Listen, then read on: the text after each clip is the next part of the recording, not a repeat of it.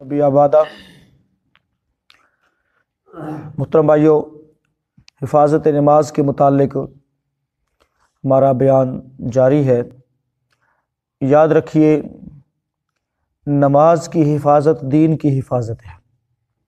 نماز کی حفاظت دین کی حفاظت ہے۔ رسول اللہ صلی اللہ علیہ وسلم نے فرمایا، الصلاۃ عماد الدین، نماز دین کا ستون ہے۔ نماز دین کا ستون ہے۔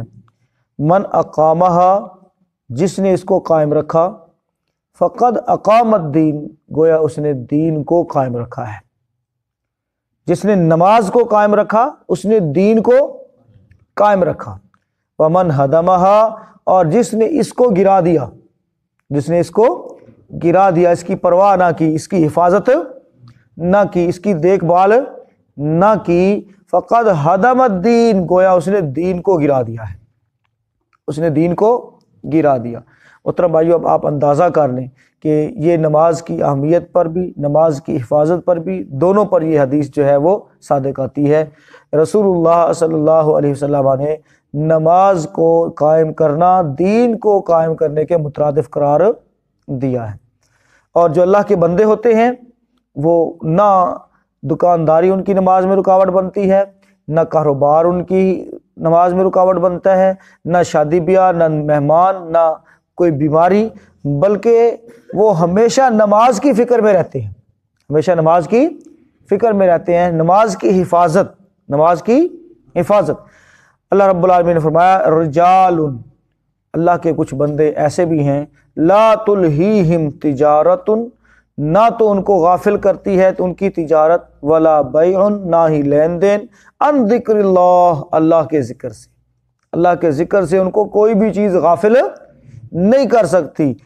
اور وہ نماز پڑھتے ہیں، زکوٰۃ ادا کرتے ہیں، یخافون یوما، وہ اس دن سے ڈرتے ہیں، تتقلب فیہ القلوب والابصار، جس دن آنکھیں بھی پلٹ دی جائیں گی اور دل بھی پلٹ دیے جائیں گے۔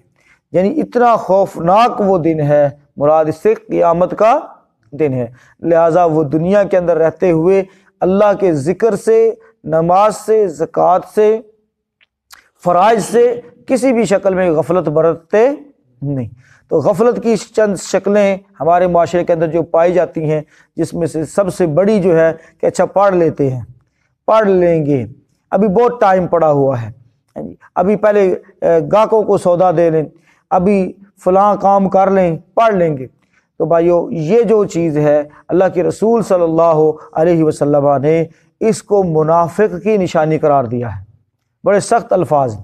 اللہ کے نبی صلی اللہ علیہ وسلم نے فرمایا، منافق جو ہے وہ انتظار کرتا رہتا ہے، انتظار کرتا رہتا ہے، یعنی دوڑتا نہیں ہے، بھاگتا نہیں ہے نماز کی طرف، بلکہ وہ انتظار کرتا ہے، اچھا پڑھ لیں گے، پڑھ لیں گے، پڑھ لیں گے۔ پھر کیا ہوتا ہے؟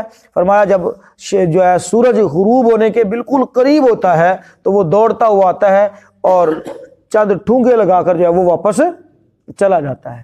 تو بھائیو، نماز جو ہے وہ ایسے نہیں، نہ تو من مرضی کے طریقے سے پڑھنی ہے، نہ مشہور کسی فقی یا جو ہے مخصوص کسی فقی طریقے پر پڑھنی ہے، نہ ہی محترم بھائیو جو ہے اپنے مرضی کے وقت میں پڑھنی ہے، بلکہ نماز کی حفاظت کے اندر یہ چیز ہے کہ نماز بالکل رسول اللہ صلی اللہ علیہ وسلم کی نماز جیسی ہونی چاہیے۔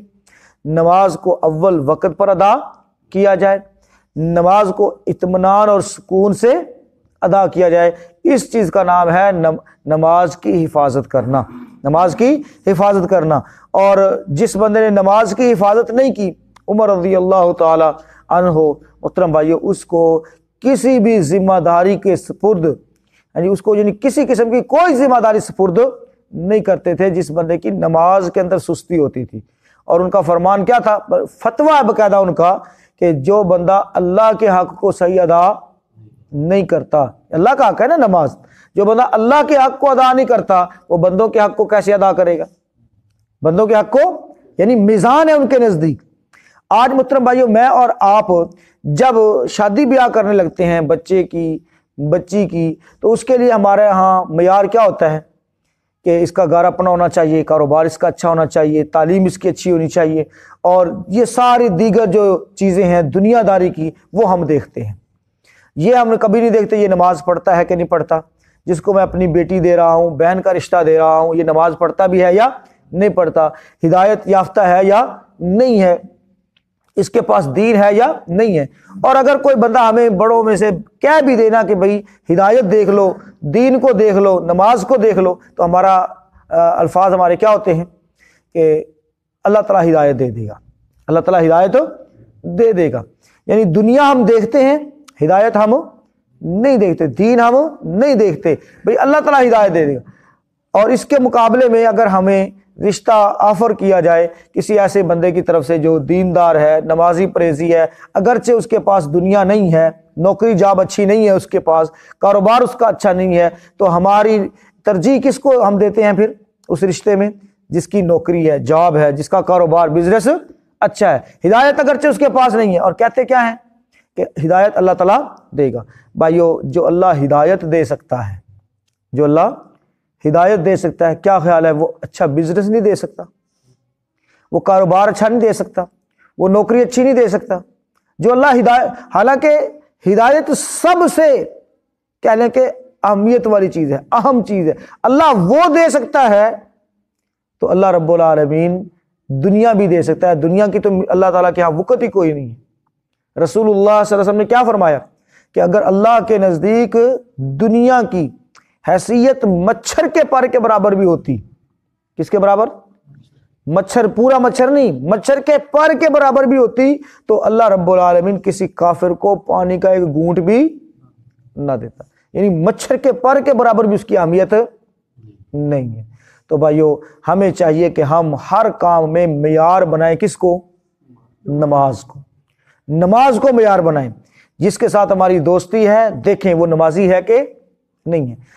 یہ جو میں معیار ذکر کر رہا ہوں نا، آپ کہیں گے کہ اے کام اسی آگے دے قاری صاحب ساڑھے تو پھر کسی نے سلام دعا نہیں رہنی ہے ابھی۔ بھائی اصل چیز ہی یہ ہے، دین ہے اصل میں۔ یہ جو ہم مطلب ہے ابھی کھچے جا رہے ہیں لوگوں کے ساتھ، اور پھر ان کی کئی وجہ سے جو ہے، کئی دوستیوں کی وجہ سے لوگ نماز نہیں پڑھتے۔ میں پرسنلی بہت سارے لوگوں کو ایسے جانتا ہوں جو نماز پڑھنا چاہتے ہیں، لیکن ان کی دوستیاں ہیں، اور ان دوستوں کے ساتھ بیٹھ کر وہ وہاں پر سے اٹھ نہیں سکتے، اور وہ نماز چھوڑے ہوئے، نماز سے غافل ہیں، حالانکہ وہ نماز پڑھنا چاہتے ہیں۔ تو بھائیو، ہمیں چاہیے کہ ہم اپنی جو ہے دوستی اس بندے کے ساتھ لگائیں جو بندہ نمازی ہے، ہم اپنا کاروبار اپنے ساتھ پارٹنر اس کو رکھیں جو نمازی ہے، جو دیندار ہے، دین والا ہے، اس کو پارٹنر رکھنے کی کوشش کریں۔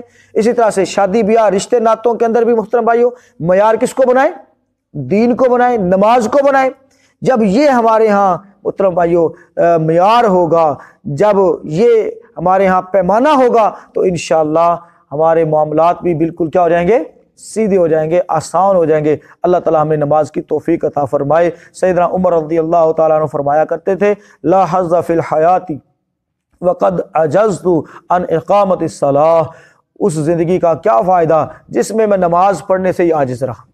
اس زندگی کا بھلا کوئی فائدہ ہے جس میں ہم نماز پڑھنے سے ہی غافل رہے، نماز پڑھنے سے ہی ہم جو ہے وہ عاجز رہے، یعنی نماز نہ پڑھ سکے؟ اس زندگی کا کوئی فائدہ نہیں ہے۔ وہ جینا کیسا جینا ہے؟